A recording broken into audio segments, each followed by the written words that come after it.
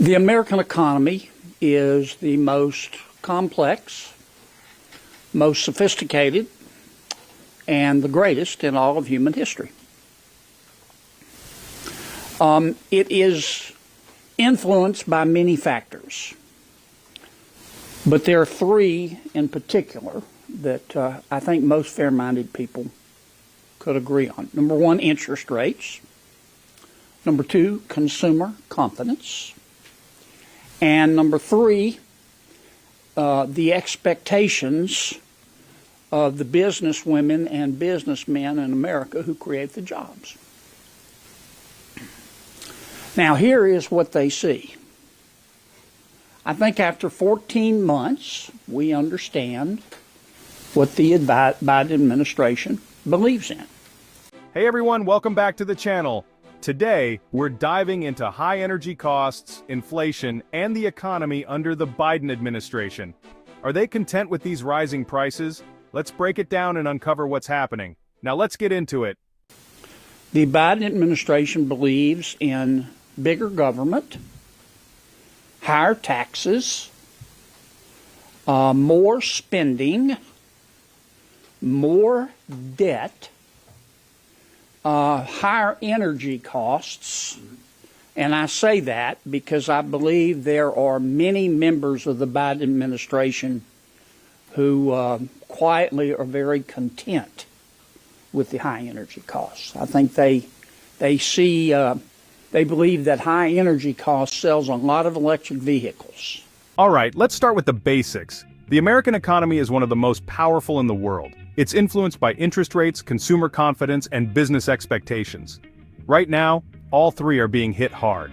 The Federal Reserve has raised interest rates to fight inflation. Consumer confidence is low, and businesses are hesitant to expand. Here's where things get interesting. The Biden administration isn't just tolerating high energy costs, they're embracing them. They believe higher costs will push people towards electric vehicles. But forcing this change without proper infrastructure is hard on the middle class. And I think the Biden administration, if you look at its proposed budget, believes in a weaker military.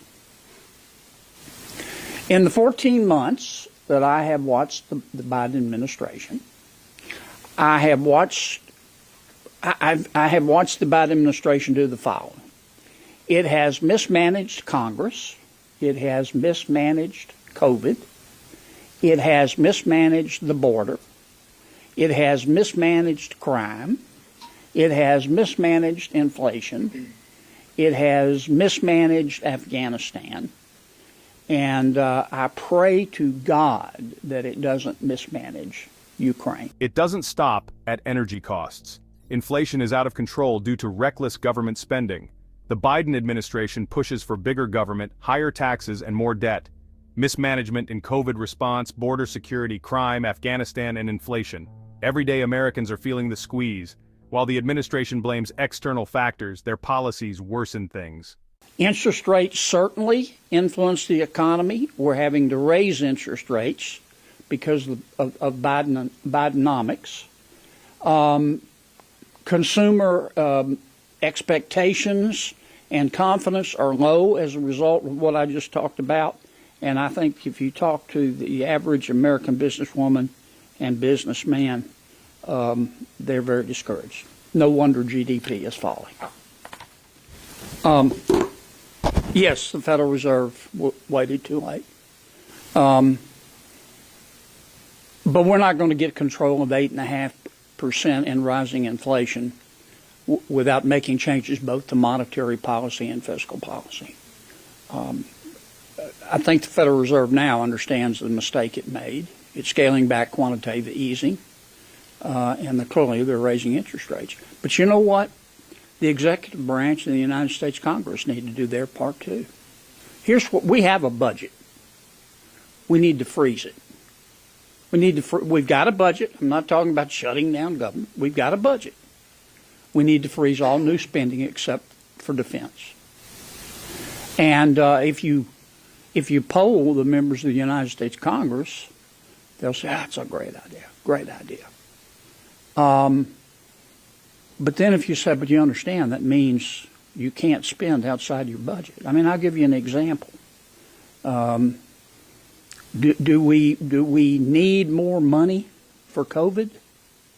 The experts in the Biden administration say we do. But when you ask them, well, why don't you just repurpose some of the COVID money that we haven't spent? They say, no. We need new money. That adds to inflation. We have a crisis at the border. It's going to get worse, folks. You watch. In the next 2 months, the Biden administration is going to say we need new spending for border security. And the cherry on the banana split is the big tech giveaway bill, the so-called China competitive bill that we're going to be asked to vote on. That's $250 to $400 billion, and it's a giveaway to big tech. Okay, if you believe in fiscal responsibility and restraint, you can't vote for that bill. Final point I make is look. Let me give you an example of the shortcomings and the reason I don't think this administration is taking all this seriously. Nobody in their right minds, if you're trying to get control of inflation and beat back stagflation and keep from having another GDP drop, would try to promulgate new NEPA rules unless you've parachuted in from another planet. We worked hard in the infrastructure bill. I didn't vote for it because it wasn't infrastructure. And I'm not going to buy a car to get the cup holders. But one of the good provisions in that bill was to reform NEPA. Now the Biden administration is turning that totally upside down. That's going to add extraordinary costs and burdens to business women across America. I spoke too long. I'm sorry. So what can we do about it? The solution requires real leadership. Here's what needs to happen. Freeze new spending, except for defense. Stop unnecessary stimulus, repurpose unused COVID funds, strengthen the border, enforce policies, encourage energy independence. Without these steps, inflation will rise, wages will lag, and the economy will suffer. Drop a comment below and let me know what you think. Hit that subscribe button and turn on notifications. Conclusion. Americans deserve better. We need policies that support growth and lower energy costs, putting people first, not political agendas. Let's keep this conversation going. Stay informed, stay strong, and take care.